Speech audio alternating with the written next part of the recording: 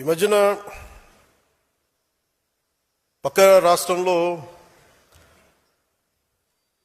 అక్కడ ఒక పార్టీ పెట్టి విజయం సాధించి ముఖ్యమంత్రి అవ్వగానే మన ఆంధ్రప్రదేశ్లో చాలామంది మీరు కూడా అలా చేసి ఉండాల్సిందని చెప్పి నాకు తెగ మెసేజ్లు పంపిస్తా ఉన్నారు. ఊళ్ళో పెళ్లికి ఏదో హడావుడి ఉంటారు కదా,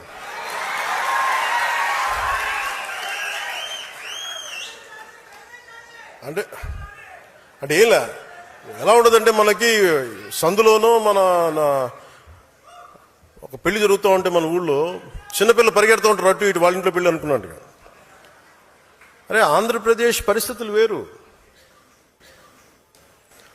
సరే వీళ్ళు చెప్పినట్టుగానే మనం కూర్చొని 2019 నిలబడ్డాం, ఎక్కడ పెట్టారు? 2 చోట్ల ఓడించారు కదా. పోనీ ఎవరైనా నిలబడ్డారు ఆ రోజున నాయకులు అంటే అందరూ పారిపోయారు కదా. సో అందుకని కంపారిజన్ పెట్టకండి.